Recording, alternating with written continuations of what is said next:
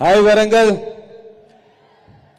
వరంగల్ దగ్గర మేము మా ఫ్రెండ్స్ కలుపుకున్నప్పుడు ఎప్పుడు ఒక మాట అనుకుంటాం, వరంగల్లో మనం ఎవ్వనయ్య కినం అని.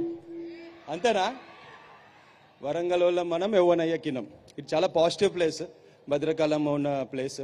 ప్రతి మంత్ ఇక్కడ మెడిటేషన్కి వస్తుంది. So I'm very happy to start the promotions here. మనకిప్పుడు భీమా దీంట్లో ఛాన్స్ ఇచ్చిన హర్ష గారికి ఫస్ట్ ఆఫ్ ఆల్ చాలా థ్యాంక్స్. అండ్ గోపీచంద్ గారి గురించి ఒకటి చెప్పాలి. గోపీచంద్ గారితో మీ వర్కింగ్ ఎక్స్పీరియన్స్ ఎట్లుంటుందని ఎవరు అడిగినా నేను చిన్న స్మైల్ ఇస్తా, ఎందుకంటే ఆయన ఎప్పుడు నవ్వుతూనే ఉంటారు. మేమందరం షర్ట్కి హీరోయిన్ కన్నా ఎక్కువ ఆయన స్మైల్ చూడడానికి వెళ్ళేవాళ్ళం. Seriously, so positive unaffected smile. ఎందుకంటే భీముడిని కూడా విషం ఇచ్చి పాతాళంలోకి పంపించినా కూడా 1000 ఏనుగుల బలంతో పైకొచ్చాడు. అలాంటి వాడే మా భీమా. సో గోపీచంద్ ఫ్యాన్స్కి, విశ్వవ్యాప్తంగా ఉన్న మా దోస్తులందరికీ ఒకటే చెప్తున్నా, మార్చ్ 8 2 బట్టలు కొనుక్కోండి. ఎందుకంటే ఇంటర్వెల్కే ఒక బట్టలు చింపుకుంటారు, తర్వాత సెకండ్ హాఫ్ కూడా చూడాలి కదా. ఈసారి తాండవం మార్చ్ 8 రోజు భీముడు చేస్తాడు. ఎందుకంటే మనకు కామెడీ కావాలంటే ఇన్స్టాగ్రామ్లో చూస్తాం, కౌంటర్లు పంచులు కావాలంటే సుమక్క ప్రోగ్రామ్స్ చూడొచ్చు. కానీ గూస్ బంప్స్కి కేర్ ఆఫ్ అడ్రస్ గోపీచంద్ గారి సినిమాలు. రోమాలు గుణపాలు అవుతాయి. అలాంటి సీన్లు 2 దశాబ్దాలుగా ఒక మనిషి ఇలాంటి కటౌట్, మొగోళ్ళకి చూస్తే ఇలా ఉండాలిరా అనిపిస్తుంది, ఆడవాళ్ళు చూస్తే ఇలా కావాలరా అనిపిస్తుంది. అలాంటి కటౌట్ 2 దశాబ్దాలుగా మెయింటైన్ చేస్తున్నారంటే నార్మల్ విషయం కాదు. సో ఆయన కోసమే మేమందరం హర్ష గారి సారథ్యంలో ఇంత పనిచేసాము. స్టార్టింగ్ ఏప్రిల్లో ఒక ఫోన్ కాల్తో స్టార్ట్ అయింది. హర్ష గారు జస్ట్ నాతో ఫోన్ కాల్లో భీమా ఇంట్రొడక్షన్ సీన్ గురించి మాట్లాడుతుంటే అప్పటి నుంచి ఎలా ఆలోచిస్తాడు భీమా, ఎలా మాట్లాడతాడు, ఎలా జోకులు వేస్తాడు, ఇదంతా ఓన్లీ డైరెక్టర్ గారి విజన్కి సపోర్ట్ చేయడానికే పనిచేసాము.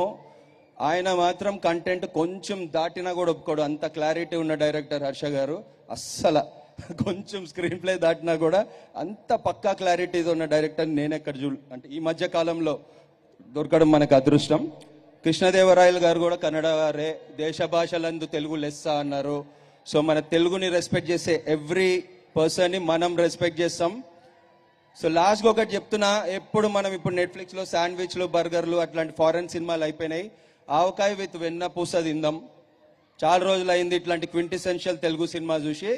దీంట్లోని యాక్షన్ మొత్తం ఆవకాయ లాగా ఉంటుంది, దీంట్లోని సోల్ వెన్నపూస లాగా ఉంటుంది, మజా వస్తుంది. ఈ శివరాత్రికి మీరు ఉపవాసం చేసినా మీ కడుపు నిండుతుంది ఈ సినిమా చూస్తే. ఈ శివరాత్రికి మీరు జాగారం చేయాలనుకున్నా చేయలేరు, అది గ్యారంటీ. అండ్ నా టీమ్, మా సినిమాకి పనిచేసిన టీం గురించి ఒకటి చెప్పాలి. శివతత్వం అంటే హాలహలం తీసుకుని అమృతం పంచి ఇవ్వడమే. ఎలాంటి కష్టాలున్నా, ఇంట్లో వాళ్ళకి ఎంత దూరంగా ఉన్నా, ఎన్ని నెలలు పనిచేసినా మీ ఫేస్లో స్మైల్ రావాలి, మీ గూస్ బంప్స్ రావాలి, మా గోపీచంద్కి బ్లాక్ బస్టర్ రావాలి అని అమృతం పంచడానికి పనిచేస్తారు మా టీం అందరూ. వాళ్ళందరి పేరెంట్స్ ఈ సినిమా చూసి చాలా ప్రౌడ్గా ఫీల్ అవుతారు, గ్యారంటీ అది. ఎందుకంటే చేశా కాబట్టి చెప్పట్లేదు, ఈ సినిమా చూసా కాబట్టి చెప్తున్నా.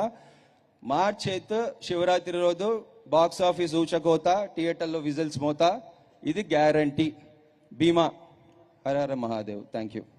Thank you, Ajju garu. And thank you, Malavika, for looking so beautiful and giving life to Vijja. That and I looking beautiful.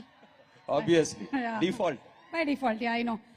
రండి మన ఇద్దరం కలిసి సరదాగా అలా కిందకెళ్ళి మన గోపీచంద్ గారి కటౌట్ గురించి ఎప్పుడు అందరు మాట్లాడుతుంటారు.